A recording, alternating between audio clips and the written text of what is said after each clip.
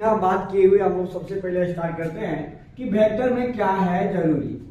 ठीक है, तो वेक्टर में सबसे पहले आप लोगों को जानने की आवश्यकता है भाई, हम लोग वेक्टर जो पढ़ेंगे ना, इसमें एक्सिस के बारे में जानना बहुत जरूरी है। पहले एक्सिस शॉर्टकट में जान लीजिए कि एक्सिस क्या होता है।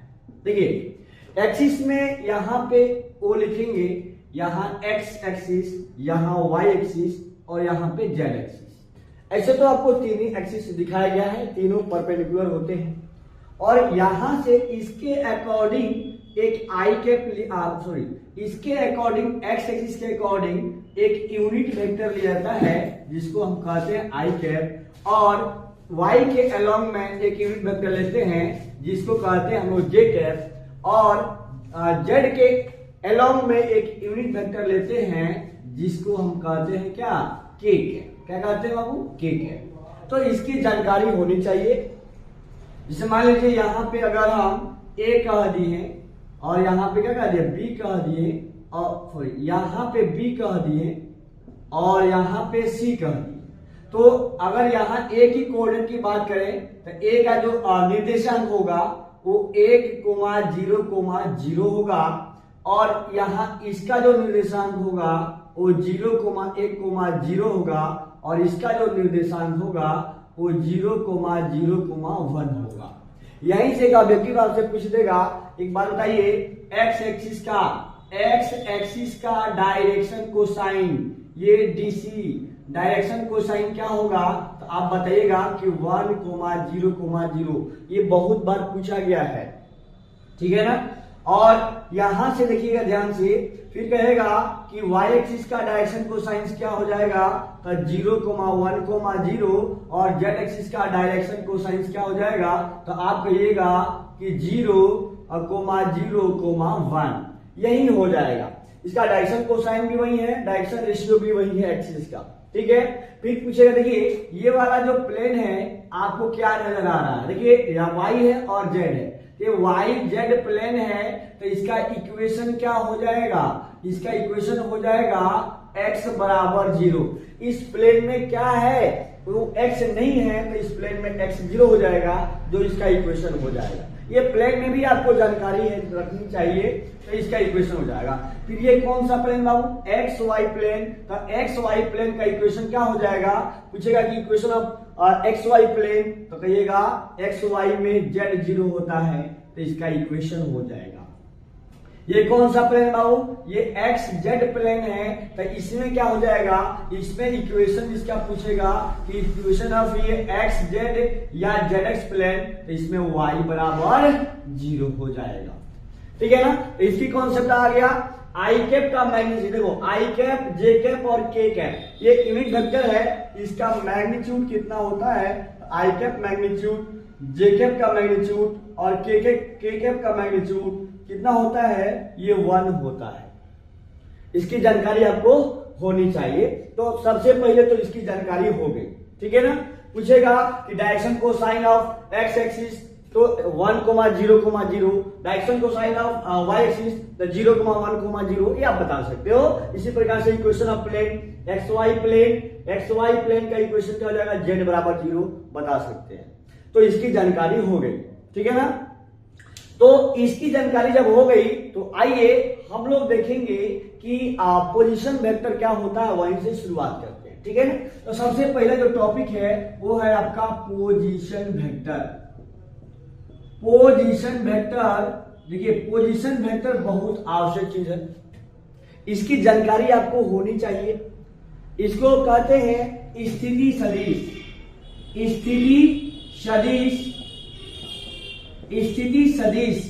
स्थिति सदिश पे बहुत ऑब्जेक्टिव आता है आपका। हर एग्जाम में आपको एक ऑब्जेक्टिव दिखने को मिलता है कि ये स्थिति सदिश क्या है, आपको इसकी जानकारी होनी चाहिए। तो देखिए आप यहां पे बात करें, हम थोड़ा सा इसको मिटाना चाहेंगे, आपको नोट कर लीजिएगा वीडियो को रोक करके, ठीक है ना। चलिए यहाँ पे जिसे मान लीजिए, यहाँ पे एक पॉइंट अगर हम ये P x y z ले लिए और इसको हम r वेक्टर कह दिए, तो पोजीशन वेक्टर क्या होता है, किसी भी पॉइंट को अगर प्लेन में x, y, z है तो i कैप, j कैप और k कैप के रूप में लिख देंगे तो वह उसका पोजीशन हो जाएगा। तो तो देखिए ओपी जैसे वेक्टर है तो ओपी वेक्टर को हम आई कैप जे कैप और के कैप लगा देंगे तो वो क्या हो जाएगा, वो उसका स्थिति सदिश निकल के आ जाएगा। तो ओपी वेक्टर का क्या हो जाएगा, जल्दी से बताइए, एक्स आई कैप प्लस वाई जे कैप प्लस जेड के कैप, ये उसका पोजीशन वेक्टर हो जाएगा। जो आपको हमेशा याद रखना है कि किसी भी पॉइंट का अगर पॉइंट दिया है तो उसका पोजीशन वेक्टर क्या होगा, आपको याद रखनी है। देखिए इसी प्रकार से ध्यान दिए रहिएगा कि अगर ओपी वेक्टर आ गया उसका पोजीशन लिख दिए तो उसका मैग्नीट्यूड भी आपको आनी चाहिए। तो ओपी वेक्टर का जो मैग्नीट्यूड है, मैग्नीट्यूड मतलब कहते हैं परिमाण। अभी देखिए इसी को मैग्नीट्यूड कहेंगे, मैग्नीट्यूड कहेंगे या उसका परिमाण कहेंगे। क्या कहेंगे बाबू, ये परिमाण कहेंगे, जिसका फॉर्मूला होता है ये root under X square plus Y square plus Z square. ठीक है, ये इसका फॉर्मूला होता है पोजीशन वेक्टर का, जो आपको याद रखना है। यहां से एक ऑब्जेक्टिव आपको हमेशा दिखने को मिलता है। जैसे परिमाण, तो इसको आप कहिए दिए, इसको हिंदी में परिमाण कहते हैं, इनमें कोई दिक्कत की बात नहीं है। अब हम क्या करेंगे, जैसे एक एग्जांपल आपको बताना चाहेंगे कि अगर कोई वेक्टर ए है, चाहे एक वेक्टर आर है, इसे आई कैप प्लस 2j कैप और प्लस ये 3k कैप, या तो ऐसे दिया रहेगा तो कहेगा कि भाई इसका मैग्नीट्यूड बताइए या परिमाण बताइए, तो आप बहुत बढ़िया से इसको जानते हैं कि इसका परिमाण मॉडुलस को कहते हैं, मॉडुलस से निकालेंगे। परिमाण का मतलब होता है कि यहां से लेकर के और यहां तक की टोटल लंबाई कितनी है। लंबाई निकाल लोगे तो समझ लेना कि क्या है, उसका परिमाण निकल गया किसी वेक्टर का। तो ये हो जाएगा आई के पहले आई क्या है, 1 है, तो 1 के स्क्वायर प्लस 2 के स्क्वायर प्लस 3 के स्क्वायर। आपको याद होगा कि 1 के स्क्वायर 1 होता है, 2 के स्क्वायर 4 होता है, 3 के स्क्वायर 9 होता है, तो 9 4 13 1 रूट 14, तो रूट अंडर 14 इसका क्या हो गया, परिमाण हो गया। ठीक है, चलिए, और चाहे एक और आपसे पूछ देगा कि कोई पॉइंट P है जिसका जो कोऑर्डिनेट है ये 3,4, -5 है, फाइंड इट्स मैग्नीट्यूड। मतलब आपको परिमाण निकालना है, परिमाण निकालना है यानी ओपी का मैग्नीट्यूड निकालना है। तो आप कैसे जवाब दीजिएगा, तो जवाब आप दोगे कि सर ये 3 है ना, तो हम क्या करेंगे, इसको वेक्टर के रूप में अगर लिखेंगे ना, तो सबसे पहले ओपी वेक्टर आप लिख लो। तो ओपी वेक्टर कितना हो जाएगा, 3i plus 4j minus 5k cap, इतना लिखिए वेक्टर फॉर्म में। अब ओपी का मैग्नीट्यूड कैसे निकाल सकते हो आप, तो रूट अंडर 3 के स्क्वायर प्लस 4 के स्क्वायर प्लस माइनस 5 के स्क्वायर। अब बताइए 3 के स्क्वायर 9 प्लस 16 प्लस 25, 25 और 16 कितना होता है 41, और 41 को और 9 को 50, तो रूट अंडर 50, 50 का 5√2 होता है। तो देखिए आप एक परिमाण को, ठीक है ना, बहुत वेक्टर में इसका मायने है, परिमाण नहीं तो बहुत कुछ आपका कमजोर हो जाएगा।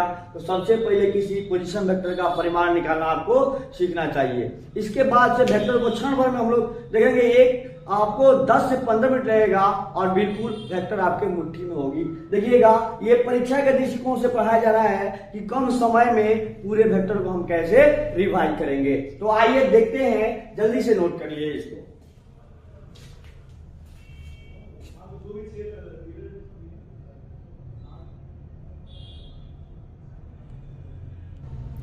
तो चलिए बच्चों, अब हम लोग देखेंगे आपको पोजीशन वेक्टर ऑफ 2 पॉइंट। जैसे मान लो अभी हम पढ़े हैं कि अगर एक पॉइंट दिया है तो उसका पोजीशन वेक्टर हम कैसे निकालेंगे, ओरिजिन से मिला देंगे और जो पॉइंट दिया है उसको i j k और k का लिख देंगे, तो आप क्या हो जाएगा पोजीशन वेक्टर।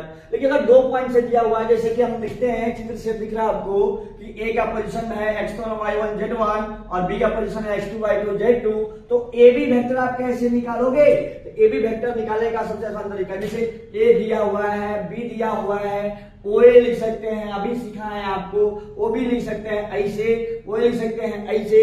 लेकिन आपको ए बी वेक्टर कैसे लिखेंगे, तो उसका उपाय है बी ओ यानी ओ बी में से ओ ए घटा देंगे, यानी सेकंड वाला में से फर्स्ट वाला घटा देंगे, आपका ए बी का पोजीशन वेक्टर मिल जाएगा। तो क्या करेंगे भाई, ओबी में से ओए घटा दो, ये सूत्र होता है, याद कर रखिएगा हमेशा। जैसे सीडी दिया हुआ है तो ओडी माइनस ओसी यानी डी माइनस सी करेंगे, निकल के आ जाएगा। यही कंसेप्ट है। पी क्यू निकालना है तो भाई क्यू माइनस पी यानी ओ क्यू माइनस ओपी निकालोगे, आपका हो जाएगा। गुड। तो आइए देखते हैं कैसे निकला होगा। जब देखिए इसमें से ये घटा रहे हैं तो आई कौन है ना, तो x2 minus x1 I cap plus y2 minus y1 J cap plus z2 minus z1 के कैप हो जाएगा, जो बहुत आसानी के साथ निकल के आ जाएगा। तो आइए एक एग्जांपल देखते हैं कि कैसे निकालेंगे। ए का कोऑर्डिनेट दिया हुआ है और बी का कोऑर्डिनेट दिया हुआ है। तो अगर ए बी का आपको क्या निकालना है, इसका मैग्नीट्यूड निकालना है। क्या निकालना भाई, ए बी का मैग्नीट्यूड निकालना है। तो कैसे निकाल पाओगे, तो ए बी निकालने के लिए हम जानते हैं कि बी में से ओए घटा देंगे, तो सीधा सीधी क्या लिख देंगे, ए बी वेक्टर निकल कर जाएगा। 3 में से 1 घटेगा तो 3 में से 1 घटेगा 2 आई कैप प्लस 4 में से 2 घटेगा तो 2 जे कैप प्लस 5 में से 3 घटेगा तो 2 के कैप। तो भाई ए बी वेक्टर निकल के आ गया। तो ए बी का मैग्नीट्यूड अगर निकालना होगा तो कितना हो जाएगा, रूट अंडर 2 के स्क्वायर प्लस 2 के स्क्वायर प्लस 2 के स्क्वायर, ये हो जाएगा 4 प्लस 4 प्लस 4 यानी रूट अंडर 12 का ये हो जाएगा 2 रूट 3 हो जाएगा। ठीक है, बहुत आसानी के साथ आपने सीख लिया कि अगर 2 पॉइंट दिया हुआ है तो उसका पोजीशन कैसे निकालते हैं। ये भी परीक्षा में पूछे जाते हैं, आपको ध्यान रखना है। तो आइए एक और टॉपिक है, इसको हम लोग जानते हैं जो बहुत वीवीआई है, वेरी वेरी इंपॉर्टेंट है, सब्जेक्टिव ऑब्जेक्टिव दोनों के लिए। तो कैसे लिखते हैं यूनिट वेक्टर को, तो देखिए सबसे पहले आपको एक वेक्टर ए दिया रहेगा कैसे, तो आपको जैसे मान लो एग्जाम्पल के तौर पर समझा रहे हैं, आई कैप प्लस 2 जे कैप प्लस 3 के कैप, तो उसका कहेगा कि find unit vector, find unit vector को एक कैप से सूचित करते हैं, एक कैप से सूचित करते हैं। तो करेंगे क्या, ए कैप का फॉर्मूला होता है, देखिए ए कैप का फॉर्मूला क्या होता है, ए कैप को यूनिट वेक्टर ऑफ ए कहेंगे। कैसे निकालेंगे, किसी भी वेक्टर में अगर उसी के मैग्नीट्यूड निकाल करके डिवाइड कर देंगे तो उसका यूनिट वेक्टर निकल के आ जाएगा। तो बड़ी आसान है भाई, वेक्टर ए आपको पता है, खाली उसका मैग्नीट्यूड निकालेंगे और इसमें डिवाइड कर देंगे, आ जाएगा उसका यूनिट वेक्टर। तो आइए इसको करते हैं, इसे मान लेते हैं, इसको करेंगे हम लोग ना, तो क्या होगा, सबसे पहले ए पता है भाई, ए पता है कितना, आई कैप प्लस 2 जे कैप प्लस 3 के कैप पता है ना। तो भाई ए का मैग्नीट्यूड निकाल के रख देते हैं, ये हो जाएगा ये 1 के स्क्वायर प्लस 2 के स्क्वायर प्लस 3 के स्क्वायर, तो हो जाएगा ये कितना, तो ये हो जाएगा 1 के स्क्वायर 1 प्लस ये 2 के स्क्वायर 4 प्लस 3 के स्क्वायर 9, 9 4 13, ये कितना हो जाएगा, रूट अंडर ये 14 हो जाएगा। ये आ गया। अब यहाँ पे सीख लेते हैं इसको, ए कैप निकालना है, ए कैप का फॉर्मूला होता है vector of A by magnitude of A. इतना तो आपको याद हो ही गया होगा कि इसका ये फॉर्मूला होता है, हमने फॉर्मूला लगाया और वेक्टर ए के जगह पे ए आपको पता है लिख देंगे, ए आई कैप प्लस 2 जे कैप प्लस 3 के कैप और बट्टा में इसका मैग्नीट्यूड लिख देंगे। मैग्नीट्यूड आप निकाल करके वो कितना है, रूट अंडर 14। लिखने के बाद ये सब्जेक्टिव है, ऑब्जेक्टिव तो क्षण भर में निकल जाएगा, वेक्टर ये अपने मन में ही निकाल लेंगे इसको, इतना स्क्वायर प्लस इतना स्क्वायर प्लस इतना स्क्वायर, अब बट्टा लगा देंगे, उसका वेक्टर दिख जाएगा आपको। तो अलग अलग कर देंगे, 1 by root under 14 I cap plus 2 by root under 14 J cap plus 3 by root under 14 K cap. आसानी के साथ आप यूनिट वेक्टर को समझ गए होंगे।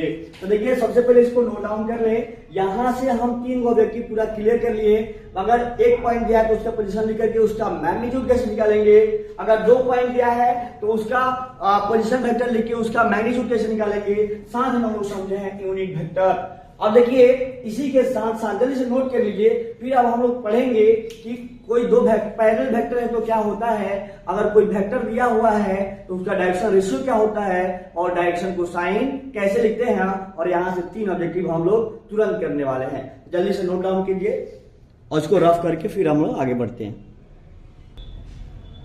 तो आइए अब तो नेक्स्ट हम लोग का टॉपिक है, अब देखिए पोजीशन वेक्टर ऑफ 2 पॉइंट हम लोग सीख गए थे, अब हम लोग को दो ऑब्जेक्टिव पूछे जाते हैं परीक्षा में, भाई जीरो वेक्टर क्या है, तो ऑप्शन में रहेगा भाई ये कौन सा वेक्टर है। ए वेक्टर क्या है, देखिए इनिशियल और फाइनल दोनों सेम है, मतलब इसकी लंबाई बढ़ा ही नहीं होगा। जब बढ़ा ही नहीं होगा तो क्या होगा, शून्य सदिश हो जाएगा, जिसको जीरो वेक्टर कहेंगे। फिर एक बार पूछता है पैरेलल वेक्टर क्या है, तो अगर ए बराबर लैम्डा भी हो जाएगा तो उसको हम पैरेलल वेक्टर कहेंगे। क्या कहेंगे, पैरेलल वेक्टर। फिर एक और आता है, ध्यान रखिए, एक आता है नेगेटिव वेक्टर। भाई नेगेटिव वेक्टर क्या होते हैं, नेगेटिव वेक्टर ऑफ ए, आप इसको माइनस ए से रिप्रेजेंट करते हैं। मतलब अगर वेक्टर ए इधर से होगा तो वेक्टर बी जो होगा, B equal to minus of A, इस साइड चला गया होगा, मैग्नीट्यूड सेम होगा, डायरेक्शन अपोजिट होगा, तो उसे हम कहेंगे बाबू negative of vector A. Clear है, तो इतनी जानकारी आपको मिल गई। अब हम लोग देखेंगे किसी वेक्टर का डायरेक्शन रेशियो और डायरेक्शन कोसाइन कैसे लिखते हैं, और तीन ऑब्जेक्टिव देखते हैं। तो आइए इसको मिटा करके उसको हम लोग देखेंगे कि क्या होता है। तो सबसे पहले देखेंगे direction ratio of vector and direction cosine of vector. देखिए इसको कहते हैं सदिश का दिक अनुपात एवं दिक को जाएं कैसे लिखते हैं, ये आपको बताना है। बहुत सिंपल है, अभी बताए हैं कि कोई पॉइंट अगर P होगा, अगर 1 को 2 अगर 3 दे दिया हुआ है तो उसका पोजीशन वेक्टर होता है i cap plus 2j cap plus 3k cap. ये एग्जाम्पल के तौर पे हम लोग लिख सकते हैं ना। अगर हम कहें कि इसका डायरेक्शन रेशियो क्या होगा, इस वेक्टर का कोई वेक्टर दे देगा, इसको वेक्टर ए मान लेगा, बी मान लेगा या ओपी मान लेगा, तो डायरेक्शन रेशियो कितना हो जाएगा, इसका देखिए आई के साथ जो है ना, जे के साथ के वही लिख देंगे, यानी स्केलर कंपोनेंट, तो 1, 2, 3 इसका डायरेक्शन रेशियो हो जाएगा। फिर आप देखेंगे डायरेक्शन कोसाइन कैसे लिखेंगे, तो डायरेक्शन कोसाइन को आप देखिएगा ये L, M, N से सूचित करते हैं। तो देखिए इसका डायरेक्शन कोसाइन का बहुत सूत्र होता है। अगर मान लेते हैं वो वेक्टर जो है ना, अगर ये वेक्टर आपका x एक्सिस से अगर ये अल्फा एंगल बनाता है और y एक्सिस से अगर बीटा एंगल बनाता है और z एक्सिस से क्या गामा एंगल बनाता है, ये वेक्टर कौन है, P, तो क्या हो जाएगा, तो ये L बराबर हो जाएगा cos अल्फा और m बराबर हो जाएगा cos बीटा और n बराबर हो जाएगा cos ये गामा। अगर अल्फा बीटा गामा अगर एक्सिस के साथ बनाता है तो L एक्स एक्सिस के साथ cos अल्फा हो जाएगा, फिर m हो जाएगा cos बीटा और n हो जाएगा cos gamma.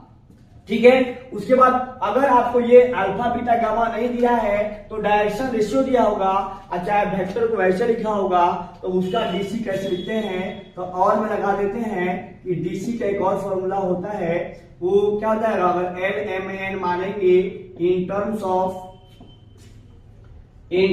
Of direction ratio, तो डायरेक्शन रेशियो कैसे लिखते भाई, L बराबर A बटा रूट अंडर ये होता है A square plus B square plus C square. मतलब अगर डायरेक्शन रेशियो दिया हुआ इतना, देखिएगा अगर डायरेक्शन रेशियो दिया हुआ है A, B, C, तो ये हो जाएगा A बटा root under A square plus B square plus C square, और ये M बराबर हो जाएगा B बटा root under A square plus B square plus C square, और n बराबर हो जाएगा ये C बटा root under A square plus B square plus C square. तो ये आपको याद करना होगा। सपोज एग्जाम्पल आपको करा देते हैं, ये सब के सब आपको क्लियर हो जाएगा। जैसे आपको बोल दूं कि एक वेक्टर A है, जैसे ये 3i cap minus j cap आप प्लस ये 2k कैप, अगर ऐसे दिया हुआ है कहेगा कि find direction ratio and direction cosine. Of vector ए। तो आपको देखिए ये भी एक ऑब्जेक्टिव है, डायरेक्शन रेशियो और डायरेक्शन कोसाइन सब्जेक्टिव और ऑब्जेक्टिव दोनों हैं।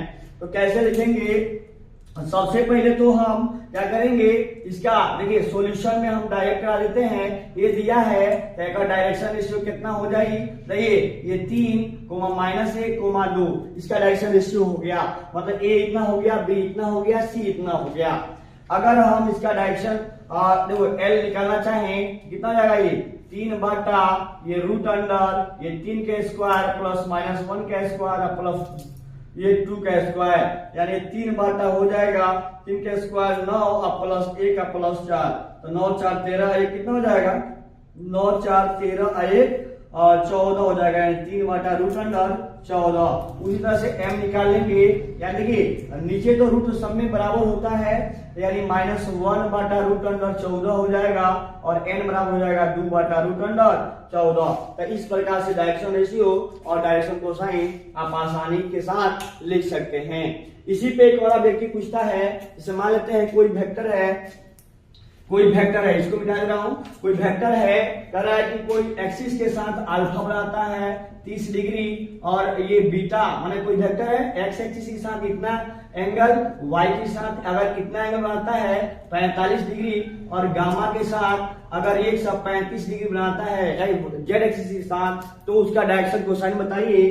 तो हम जानते हैं कि L बराबर होता है cos अल्फा, यानी cos 30 का मान हो जाएगा √3/2 और m बराबर होता है cos बीटा, यानी cos हो जाएगा 45 डिग्री हो जाएगा 1/2 और तीसरा हो जाएगा n बराबर cos गामा और cos 135 डिग्री कितना हो जाएगा, जल्दी से बताइए। तो cos ये 90 डिग्री आप प्लस 45 लिख सकते हैं, यानी हो जाएगा ये और माइनस साइन 45 डिग्री यानी -1/2 हो जाएगा। तो डायरेक्शन कोसाइन आप ऐसे भी निकाल सकते हो जब अल्फा बीटा गामा दिया है। तो अब देखिए, अब हम लोग सीखेंगे किसी वेक्टर का कि अगर ये प्रोजेक्शन दिया है, प्रोजेक्शन कैसे निकालेंगे, या डॉट प्रोडक्ट सीखेंगे, या इसी पे हम कह दे कि कोई वेक्टर दिया है तो उसको सेक्शन फॉर्मूला आपको याद करना होगा कि सेक्शन फॉर्मूला क्या होता है, ठीक है ना। तो उसको भी हम अभी इसको मिटा करके करा दे रहे हैं, ये आप जल्दी से नोट कर लिए, स्क्रीनशॉट ले लीजिए, ठीक है। तो आइए देखते हैं क्या है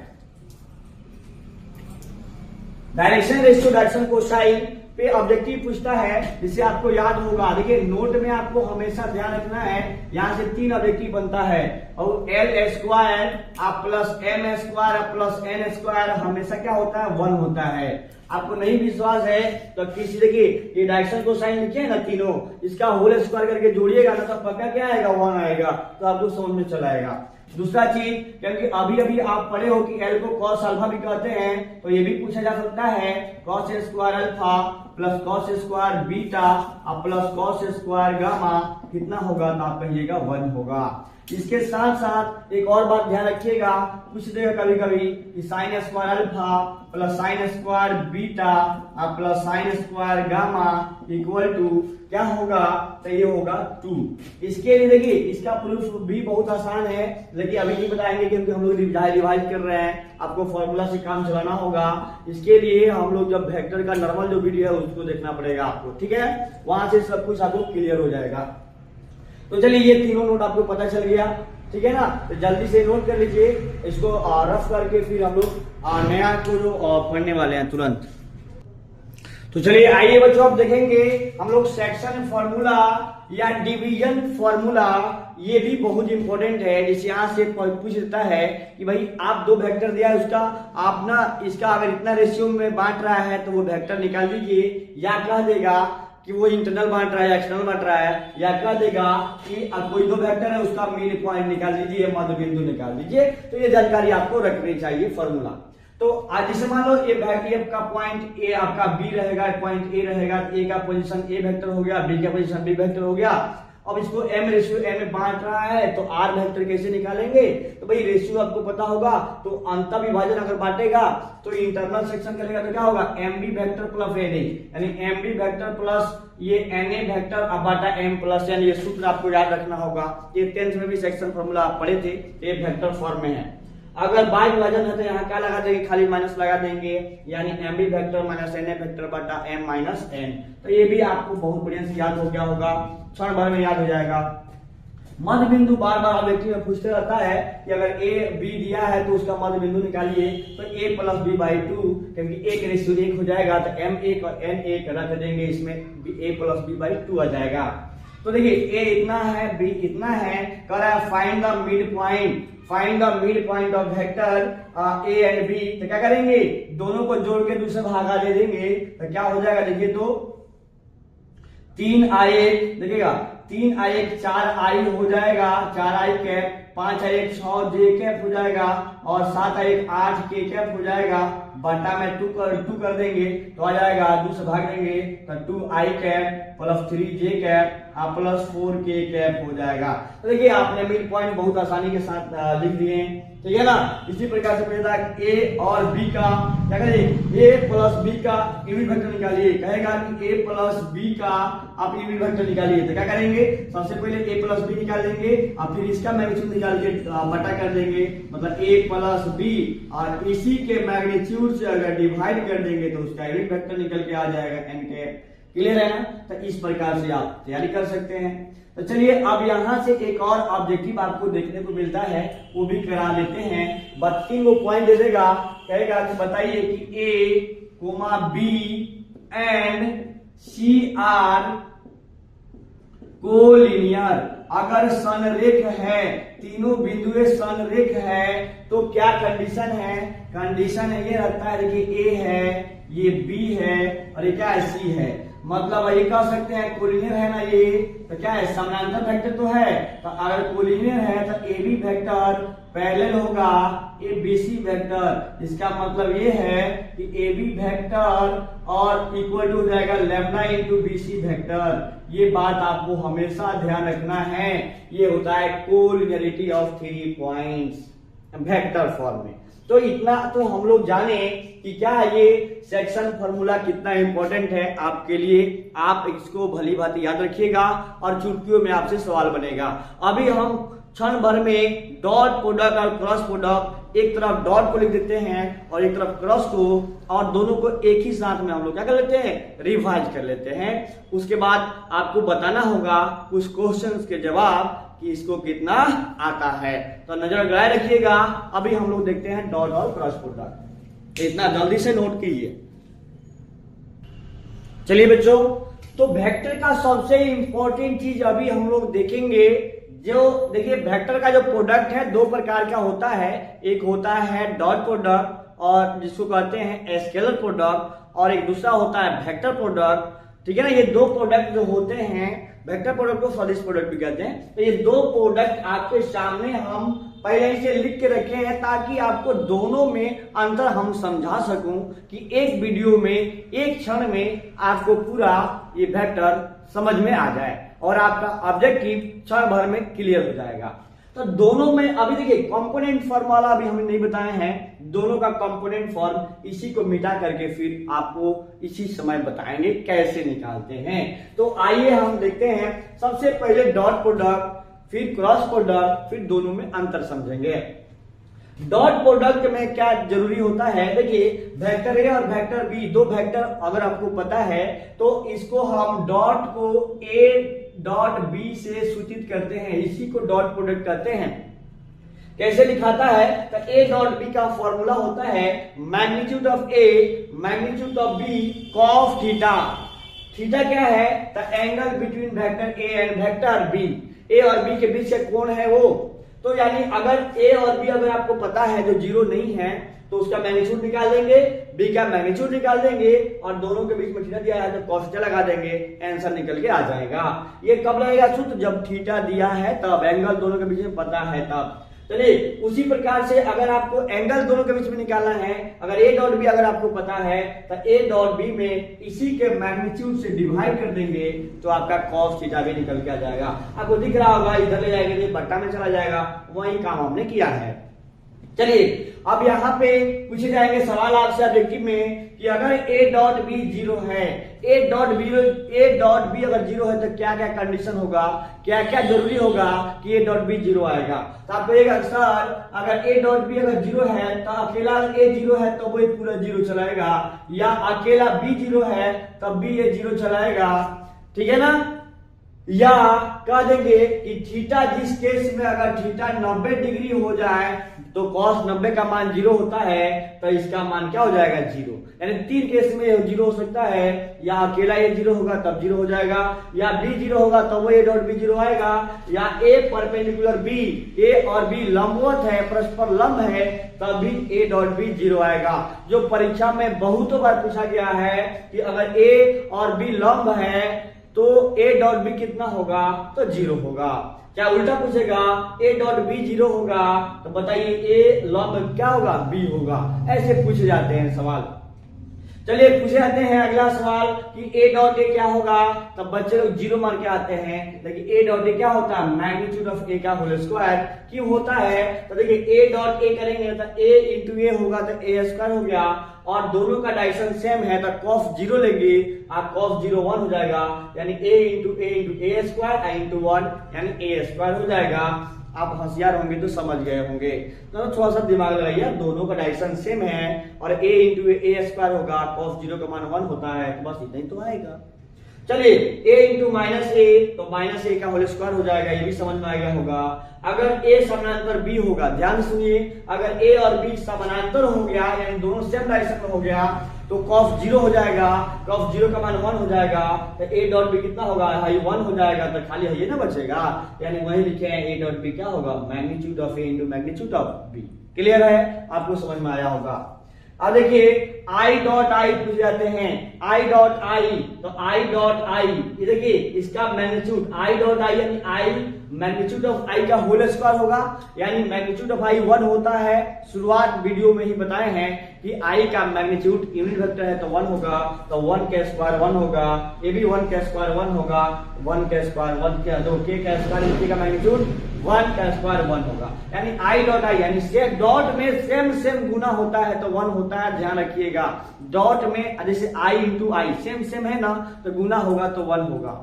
अब वही क्रॉस में देखोगे उधर क्रॉस में सेम रहेगा तो क्या हो जाएगा जीरो हो जाएगा।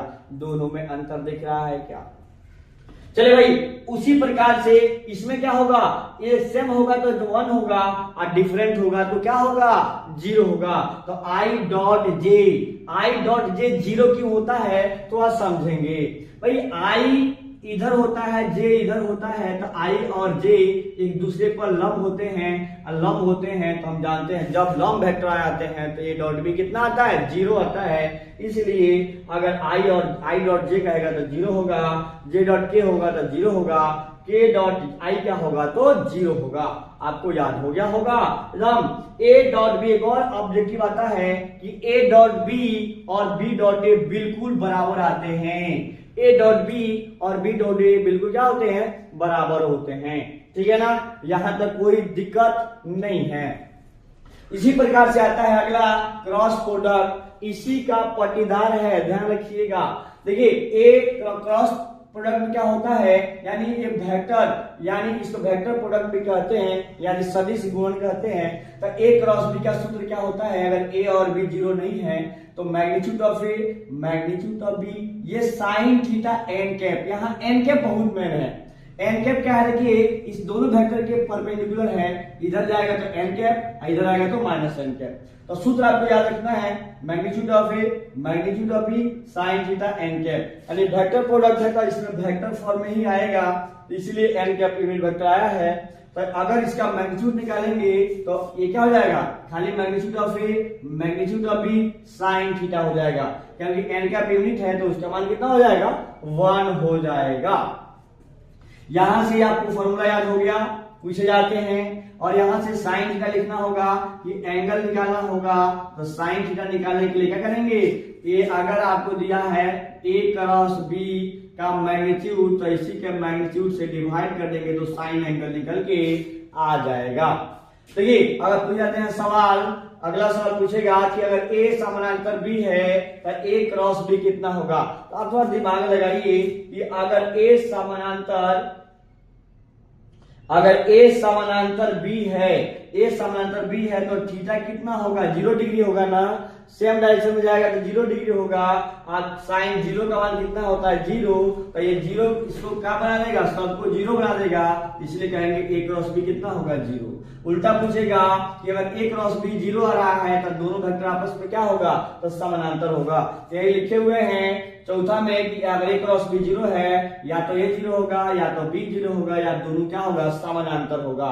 आपको समझ में आ रहा होगा, ठीक है ना। आओ सुनिए, अगर पूछेगा ए क्रॉस ए कितना होगा तो आपको क्या बताना है, 0। अरे जल्दी बताइए, देखिए ए क्रॉस ए क्या होगा, 0 होगा, याद रखना है, परीक्षा में पूछे जाते हैं। कल जो नेक्स्ट जो आपका वीडियो होगा वेक्टर का, वो केवल और केवल सवाल का ही होगा। आपको ये वीडियो देख करके उस सवाल को आपको जरूर करना है, पूरा देखिएगा, आपका पूरा कंप्लीट बोर्ड का तैयारी हो जाएगा, ठीक है ना, वेक्टर का। उसी प्रकार देखिए अभी बताए थे ना पहले भी कि आई क्रॉस आई सेम डायरेक्शन में जाएगा, एंगल 0 बनाएगा तो आई क्रॉस आई, जे क्रॉस जे, के क्रॉस के, क्रॉस में सेम रहता है, उसका क्रॉस 0 होता है, ठीक है। अगर आई क्रॉस जे क्या होगा, तो यानी ध्यान से देखिएगा बाबू लोग, यहाँ पे क्या होगा कि आई क्रॉस जे आपको समझना है ना। तो देखिए ये डायरेक्शन को ध्यान रखिएगा, ये एंटी क्लॉकवाइज है, एंटी क्लॉकवाइज है, ध्यान रखिएगा। तो आई से देखिए इसमें हर दो का पूछेगा ना आई क्रॉस जे, तो पक्का क्या होगा, तीसरा का के कैप हो जाएगा। लेकिन रहा बात हम लोग प्लस और माइनस को ध्यान रखेंगे, तो अगर इसी डायरेक्शन में आएगा बढ़ेगा आगे तो प्लस होगा, अगर हम जा रहे हैं ऐसे और ये डायरेक्शन मतलब उल्टा रहा है आंसर तो हो जाएगा माइनस। जैसे आपसे पूछे कि आई क्रॉस जे क्या होगा, देखिए आई यहाँ है, जे यहाँ है, तो आई क्रॉस जे के आगे आ रहा है ना, तो इसी के दिशा में आ रहा है, तो यहाँ आई क्रॉस जे क्या होगा, प्लस के कैप होगा। फिर देखिए जे क्रॉस के, जे से के की हो जाएगा ना, जे क्रॉस के, तो तीसरा का जो आई के इसी के दिशा में आ रहा है तो क्या हो जाएगा, जे से के फिर आगे आ रहा है तो क्या हो जाएगा, ये प्लस आई के। लेकिन उल्टा देखिए ये आई क्रॉस जे लिया है ना, उल्टा कर देते हैं जे क्रॉस आई, देखिए जे क्रॉस आई, तो जे क्रॉस आई अगर हम उल्टा डायरेक्शन में जाएंगे तो उल्टा डायरेक्शन जाएंगे ना, जे क्रॉस आई तो क्या लेना होगा, आपको माइनस के कैप लेना होगा। उसी प्रकार से देखिए ये के क्रॉस जे कितना हो जाएगा, तो जल्दी से जवाब दीजिए, के क्रॉस के, देखिए के क्रॉस जे, के क्रॉस जे देखिए उल्टा हमको एंटी क्लॉकवाइज जाना चाहिए, लेकिन उल्टा जा रहे हैं, जब उल्टा जाएंगे तो क्या होगा, माइनस आई कैप हो जाएगा, ठीक है ना। फिर एक अगला आपसे सवाल पूछ देता हूं कि भाई आई क्रॉस के कैप क्या होगा, तो आई से के उल्टा जा रहे हैं ना, तो माइनस जे कैप होगा। और के क्रॉस आई क्या होगा, तो के देखो के से आई की ओर जा रहे हैं, के से आई की ओर सेम डायरेक्शन में एंटी क्लॉकवाइज जा रहे हैं, तो प्लस आई कैप हो जाएगा। क्लियर है ना, सॉरी ये प्लस जे कैप हो जाएगा, के क्रॉस आई है तो प्लस जे कैप हो जाएगा। तो इस प्रकार से आपको क्या समझे, क्रॉस प्रोडक्ट और डॉट प्रोडक्ट समझे, और यहाँ पे अंतर आपको दिख रहा होगा, दोनों को स्क्रीनशॉट ले लीजिए और दोनों में आपको फॉर्मूला को याद रखना है। इसके बाद आपको हम इसको मिटा करके अभी आपको बताएंगे कि कंपोनेंट फॉर्म में हम लोग कैसे डॉट प्रोडक्ट को लिखेंगे और कैसे क्रॉस प्रोडक्ट को लिखेंगे। तो कहीं जाना नहीं है, वीडियो को पूरा देखना है बाबू, पूरा वीडियो को देखिएगा, आपको डॉट और क्रॉस बिल्कुल एकदम क्षण भर में समझा देंगे। तो आइए देखते हैं क्रॉस प्रोडक्ट और डॉट प्रोडक्ट कंपोनेंट फॉर्म में।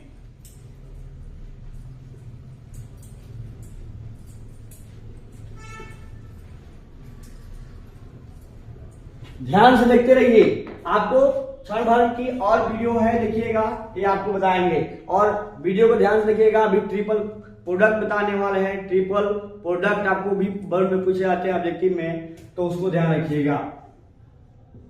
जैसे कंपोनेंट फॉर्म में डॉट प्रोडक्ट कैसे निकालेंगे, कंपोनेंट फॉर्म, तो कंपोनेंट फॉर्म में क्या होगा, जैसे मान लो वेक्टर ए दिया होगा a1 i cap plus a2 j cap plus a3 k cap, ये दिया रहेगा।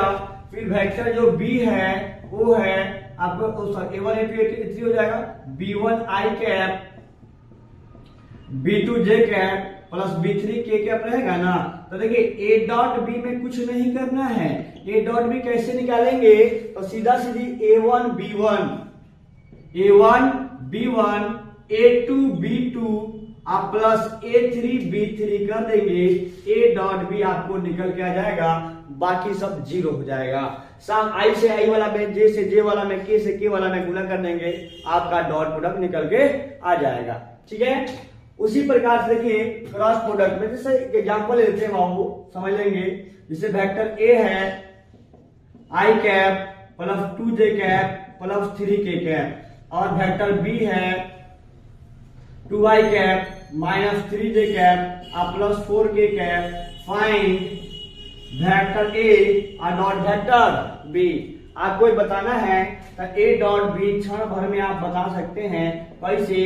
तो देखिए 1i इंटू 2 आप प्लस 2 इंटू माइनस 3 आप प्लस 3 इंटू 4 हो जाएगा, ये 2 और माइनस 2 के 6 और प्लस 3 2 का 12 में से 6 गया, 6 व 2 8, इसका आंसर आ जाएगा। कितना सिंपल है जी, आई वाला आई में गुना कर दो, जे वाला जे में, के वाला के में, बड़ी आसान है। देखिए क्रॉस प्रोडक्ट में क्या है, इसी प्रकार से वेक्टर ए अगर दिया हुआ है A1 आई कैप B1 जे कैप C1 के सॉरी A1 A2 कर देते हैं, A1 आई कैप प्लस A2 जे कैप प्लस A3 के कैप, और वेक्टर बी दिया हुआ है B1 आई कैप प्लस B2 जे कैप और B3 के कैप। तो हम क्या देखेंगे कि अगर ए क्रॉस बी निकालना है ना तो बड़ी सिंपल है। इसको अगर ए क्रॉस बी का एक और स्पेशल फॉर्मूला कंपोनेंट फॉर्म हो जाएगा, यहाँ डिटर्मिनेंट, यहाँ आई कैप, यहाँ जे कैप, यहाँ के कैप, यहाँ ए का कंपोनेंट A1 A2 A3, यहाँ बी का कंपोनेंट B1 B2 B3 लिख देंगे, डिटर्मिनेंट को सॉल्व कर देंगे, आंसर आपका आ जाएगा। तो इसको भी एक सीख लेते हैं। जैसे मान लो वही इसी एग्जांपल को लेते हैं, तो अगर ए क्रॉस बी इसका अगर निकालना होगा तो कैसे लेंगे, यहाँ लिखेंगे आई कैप, यहाँ लिखेंगे जे कैप, यहाँ लिखेंगे के कैप, और ए का कंपोनेंट दिख रहा है ना 1 2 3, और लिखेंगे 2 माइनस 3 4, 2 माइनस 3 4, और आपको पता होगा डिटर्मिनेंट कैसे सॉल्व करते हैं। तो देखो डिटर्मिनेंट आपको आनी चाहिए, ये क्या होगा प्लस आई कैप लेंगे तो आई कैप लेंगे, इसको छोड़ेंगे इसको छोड़ेंगे, कितना हो जाएगा, ये 2 चौका 8 और माइनस माइनस क्या हो जाएगा प्लस 9 हो जाएगा। ठीक है ना, प्लस जे माइनस जे कैप लेंगे और इसको छोड़ेंगे भाई आपको पता है ना, इसको छोड़ते हैं तो 4 एकम 4 और ये माइनस 2 तिहाई 6 आपका जे कैप हो गया। फिर प्लस क्या हो जाएगा के कैप, इसको छोड़ेंगे तो -3 -4, ठीक है ना, यानी हो जाएगा आपका 9 8 17 आई कैप, 4 में से 6 हो गया -2 तो प्लस 2 जे कैप, और प्लस 4 3 7 -7 के कैप। देखिए ये क्या निकाल लिया आप, क्रॉस प्रोडक्ट आप भली बातें निकाल दिए। तो डॉट और क्रॉस दोनों हम आपको कंपोनेंट फॉर्म में बता दिए। इसी प्रकार से आपको 10-10 सवाल अपने से इससे भी आपको करना होगा, इससे भी करिएगा, बहुत सिंपल है, ठीक है ना। देखिए क्रॉस प्रोडक्ट में एक चीज आपको बताना भूल गया हूं, देखिए इसमें कुछ इंपॉर्टेंट फॉर्मूले हैं, आपको ध्यान देना है। सबसे पहला फॉर्मूला कि देखा ए क्रॉस वेक्टर जो बी है ना, तो उसको उल्टा करेंगे तो इसमें फर्क पड़ जाता है, यानी हो जाएगा माइनस बी क्रॉस ए हो जाता है। इस बात को हमेशा आपको ध्यान रखना है। इसके साथ साथ अगर एरिया ऑफ पैरेललोग्राम अगर पूछेगा, समानांतर चतुर्भुज का क्षेत्रफल पूछेगा, जिसमें कहेगा इसके एडजेसेंट साइड, अगर एक साइड ए है एक साइड बी है ना, तो अगर एरिया क्या हो जाएगा, तो vector A across vector B का मैग्नीट्यूड हो जाएगा। यही बात कहेगा कि एगो ट्रायंगल है, ट्रायंगल ए बी सी का जो एरिया होगा ना, तो देखिए अगर ए है हाई का है बी है, तो इसका एरिया हो जाएगा 1/2 ए क्रॉस बी। इस फॉर्मूला को ध्यान रखिएगा, ठीक है ना।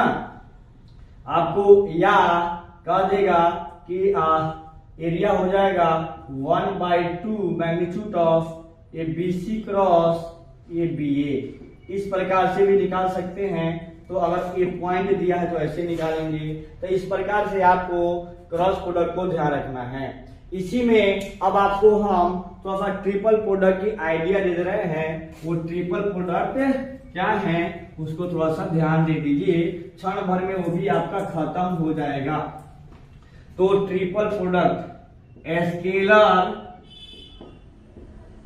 ट्रिपल प्रोडक्ट ये परीक्षा में पूछे जाते हैं आपको बोर्ड के परीक्षा में, ठीक है ना। तो देखिए सबसे पहले आपको देखिए A B C vector A B C ये बताता है क्या स्केलर ट्रिपल प्रोडक्ट को रिप्रेजेंट करता है। और कैसे लिखते हैं देखिएगा A dot B cross C, A dot B cross C यही होता है स्केलर ट्रिपल प्रोडक्ट, ठीक है ना। अब रहा बात जिसे कह देगा कि आई क्रॉस चाहे ए से कह देगा कि ए इसका वैल्यू बताइए। तो आप बहुत सिंपल है ना भाई, सूत्र में बैठा दीजिएगा ए डॉट ए क्रॉस ए। देखिए तीनों ए बी भी ए है और सी की जगह पे भी ए है। तो भाई ए क्रॉस ए भी पढ़े हैं कि ए क्रॉस ए 0 होता है और 0 में डॉट किसी से करेंगे तो 0 वेक्टर हो जाएगा, ठीक है ना। चलिए यहां से एक और चीज आपको ध्यान देना है कि ए क्रॉस बी क्रॉस सी, ठीक है ना, ए बी सी यानी ये बी सी ए और क्या जाएगा ये सी ए बी। ये देखिए अगर सर्कुलर में देखिए यहाँ ए है यहाँ बी है और यहाँ पे क्या है सी है, लाइन से अगर है ए बी सी फिर बी सी ए फिर सी ए बी तो ये सब के सब आपस में क्या होगा बराबर होगा। इस बात को ध्यान दीजिएगा। तो अगर देखिएगा ये आई जे और के अगर इसका पूछ देगा तो आप कैसे जवाब दीजिएगा। तो अभी पढ़ाए हैं कि आई डॉट ये जे क्रॉस क्या होगा के, जे क्रॉस के अभी पढ़े हैं क्या होता है आई डॉट ये जे क्रॉस के आई होता है ना, तो आई डॉट आई कितना होता है 1 होता है। तो इसका आंसर क्या आएगा 1। तो आप स्केलर ट्रिपल प्रोडक्ट का फॉर्मूला याद रखोगे। आपका इस प्रकार से जो वेक्टर है क्षण भर में, देखिए इतना कम समय में अगर जो 1 महीना का क्लास है अगर आपको 1 घंटा में आपको रिवाइज करना है तो ये वीडियो आपके लिए बहुत जरूरी है। तो ये वीडियो देखना ना भूलें और शुरू से अंत तक जरूर देखें वीडियो को।